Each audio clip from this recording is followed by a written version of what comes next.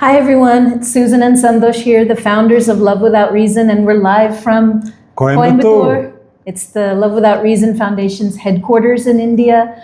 So we just wanted to give you a quarterly report for 2025. I mean, I can't believe it's already April. But 3 months have gone by so quickly. Yeah. A lot of things have happened these first few months, and we'll talk about different things, but I think we should talk about craniofacial surgeries. Yeah, let's talk about that. So in the month of January, we decided to go to Assam. So last year in October, we had done a camp in Assam, but we couldn't complete the number of surgeries there. So we decided to go back to Assam and find those patients that didn't get their surgeries. And so we did 2 days of surgeries, and we did about 16 surgeries there, and at the Baptist Christian Hospital in Tejpur. So the team there was fantastic. We were able to clear the patients that were pending for surgery. Mm-hmm. So that was a good thing.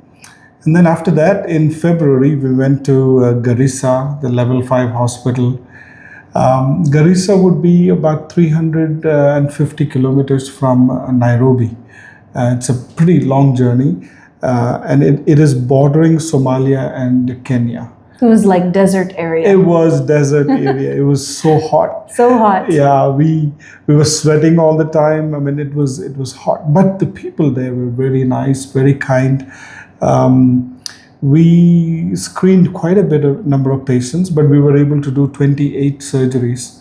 Some of the patients were sick and they had different kinds of issues and all that. But we ended up doing 28 patients, and those 28 patients, most of them come from remote areas, places. Some were from the refugee camps. Correct. And it was so hard to watch them, because these are people that could never have had surgeries if we were not there. And this was the most amount of adult patients that we've ever seen in a cleft camp. So sad. Some of those patients were like 40, 45 years old, 38 years old, and living with that. And we had so many stories. One man, his wife left him. Another lady, her father wouldn't allow her to go and have surgery. So many such stories. But we are thankful we were able to complete all their surgeries. And then we came to March. Now you talk about March. Tell us. March, we were at the Duncan Hospital in Bihar. This was our third camp there. And this time we had a partnership actually with the RBSK, which really changed a lot of things because we were directly involved with the government of Bihar. And that brought us, they gave us a list of like almost 215 patients, I think. It was crazy. So there was a lot of fear at the beginning. It was like, oh no, we can't take care of 250 patients. So we had to narrow that down, of course, with children that were above 3 months of age, and looking at the lab work and all these different parameters. And we were able to do 75 surgeries during that time frame. Amazing. The results were great. We had a good team of surgeons and anesthesiologists and intensivists, pediatric intensivists that went in. Our team was fantastic. We just want to thank RBSK, the leadership, the management, and the leadership of the government of Bihar for being involved in that, right? True. Many more camps are expected to come. The second half of the year, we are looking at least 4 camps, one in Kenya, Zimbabwe. Not Zimbabwe, but Zambia. Yeah. So we are expecting to do 4 camps in Kenya, Zambia, and maybe 2 in India. Right, returning again. So it's going to be exciting. We've already completed 184 surgeries in the past 5 months of doing surgeries. So I don't know, maybe over the next few months, who knows, we will cross 200, 300 surgeries this year. It's incredible. Multiplication. So Amen. Speaking about during the cleft missions, you know that we already educate the parents on human trafficking because of the link with craniofacial differences and human trafficking. So every one of these parents left with information, left with education on human trafficking, and also who they can contact in case there is something that they need to report in their neighborhood or in their community. So that was also good. And then in Project Butterfly. So talking about Project Butterfly, incredible things are happening there. You know, a lot of women have been rescued, a lot of women have been trained and taught new business and development skills and all that. But the most exciting part about Project Butterfly to us is that we started the organization in 2007. In 2012 onwards, we started visiting the red light area to see if we can help these women to rescue them from human trafficking and all that. 2015, we started the Project Butterfly Center.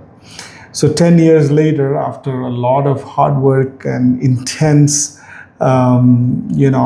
meetings and all those things, we have finally purchased the Project Butterfly Center where our team was working in. Right. Now we are looking forward to developing that, modifying that, remodel that and all that, and set up the manufacturing unit where we are going to do the set-free pads. Right. So we will. That initiative is ongoing, and we urge our team, friends, family, donors, Philippines, all of you guys to get involved in that project. We are going to start manufacturing the set-free pads for commercial use. Right. That will give employment to these women. Right now, we have distributed. Do you have any idea how many we've distributed set-free pads? I think almost over 2,000 kits. About 2,100 kits have been distributed for free among the women in Mumbai, in Kenya, in Uganda, in Guatemala, America, so many places, and the feedback is phenomenal. Absolutely. Our team has done a great job. The women are learning how to sew these things very well, and it has come out. I mean, I'm just so proud, super proud of them. Absolutely, and they're excited too because it just gives them the dignity to know that they have a skill and they're appreciated, and just makes them feel, like anybody, makes you feel good that you can do something to contribute to society.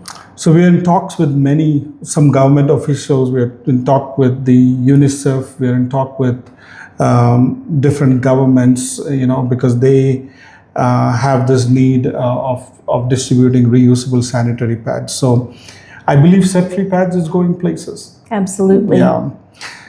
The other beautiful thing that is happening with Love Without Reason is water wells. Right. We have done over 9 water wells in different places, but this year alone we've dug 3 wells. In India. In India. And these wells have turned out to be a great blessing. Okay. I know we were talking about how the children were drinking contaminated water. And they were, suffering. There was not just sickness, but also even death just because of the contaminated water. So clean drinking water changes and improves their health. Yeah. We've also been told about how these children have to walk like 4 or 5 kilometers to find the nearest water source. And that means that they have to get up early in the morning. Some of them will miss school. Some of them will, they have no, where is their childhood, So this water well project has become a great blessing. A lot of children, we think about close to 1,500 families now have access to water wells, to water, clean drinking water, since Love Without Reason started this initiative last year. So like I said, about 9 wells have been dug. We are in the process of digging another 5 more, and we are praying and hoping that all of those things go well. It's awesome. It's been a great start to 2025. We have completed 1,185 surgeries since Love Without Reason started. We've done more than, I think, close to about 20 international medical camps, about 60 plus mini camps in India. And God's helping us grow, and we're very thankful for that. This year we have several events coming up, the 5K run. Yeah, that's right. In September, Yeah, the father-daughter dance was in February, and it's held Right. every February. right. So exciting things are happening in Love Without Reason, and we want you guys to be involved in it. Please keep looking out for those social media posts. We feel that this year is the beginning of a new kind of an acceleration, right? I mean, when you look at it, it looks like as if the whole thing is accelerating into something special, something new. And so we are grateful for all of you. Thank you for being a part of Love Without Reason. Keep an eye open for the new website that is coming up. A lot of exciting things in the website. And Yeah, thank you. Thank you to all of our donors, our Philippians, our sponsors, our partners. Your gift, whatever it is, it's making a huge impact and it's immeasurable impact. you'll never know whom you've been helping, but we know that God in heaven is keeping track of all these things. So we thank you, we bless you. May God continue to bless all of you guys. Continue to pray for us. We need it. It has been an incredible few months. We are looking forward to great things. So until the world is cleft free. Until the world is cleft free. Yes, and until there are, No more sold. we will continue to work. God bless you. Check out the website lovewithoutreason.org.